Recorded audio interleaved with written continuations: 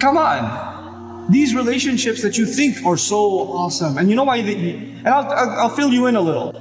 I'll fill you in, especially the teenagers in the audience and the young people in the audience who kind of just recently kind of shot an email and somebody emailed them back, and a little Facebook thing happened, and a little wink and a little there in the playground, even though it's a separate school. But in recess, you saw each other like a little bit of that happened. Let me just fill you in a little.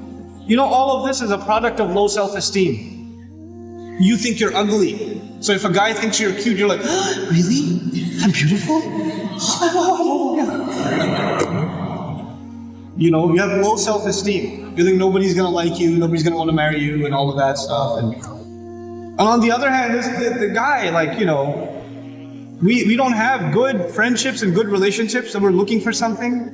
And most of the guys, I don't have to tell you what's going on in your head. You and I have ijma' on this issue.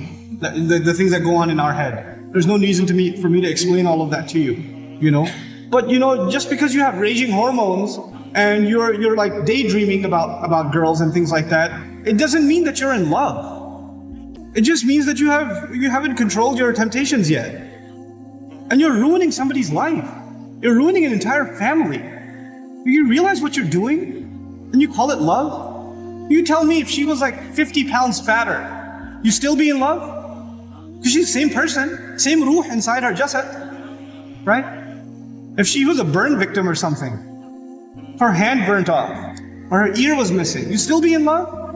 Or you find somebody else to love all of a sudden? And if you can't answer that question honestly, then come on, you're not in love, you're just hormonal. That's all you are, This is what we've done to relationships that are supposed to be beautiful. Marriage is supposed to be a beautiful relationship.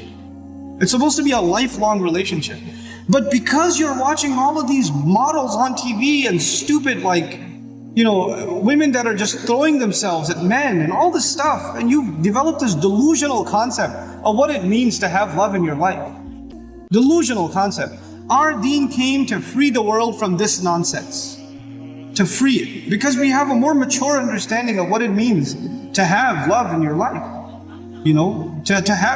I'm not saying you shouldn't marry someone you like, you should.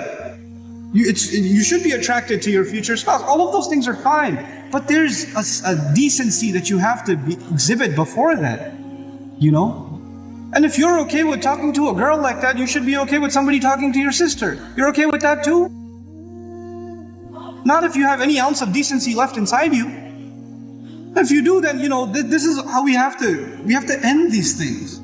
And no, if you've been in that kind of relationship, or you're in one of those relationships right now, nobody knows. Only Allah knows, and you know. Don't raise your hand, please. Right? But I'm saying, you're like, after today's lecture, I have decided I no longer want to be your friend. Don't even write that, because even then you're looking for a response. You're kidding yourself. And then you're checking, did she write back? Yes, we should no longer be friends. And then you'll write back, you're right, we really shouldn't be friends anymore. And then she'll write back, yeah, never again. And then you're still doing it. Just stop, just cut it off. Just cut it off. It's not good for you. And guys, I've done a whole series on shame, so I won't repeat the whole thing because it took hours and hours and hours, but I will tell you this. It's okay to be attracted to a girl. Allah put that in you. You're not evil for finding a girl beautiful. It's not haram for you to feel that way. You have to control it. You have to control yourself. Our deen teaches us self-control. And if you cannot exhibit self-control in one aspect of your life, you'll lose self-control in other aspects of your life. Same thing for you. Same thing for you. Control yourself. Control your giggle. Control your overly friendly demeanor in certain situations. Don't be oblivious to, don't say we're just friends, or he's like a brother to me. If he ain't your brother, he ain't your brother. That's it. That's it. Either he's your brother, you share a mom, or he's not. And that's the end of it.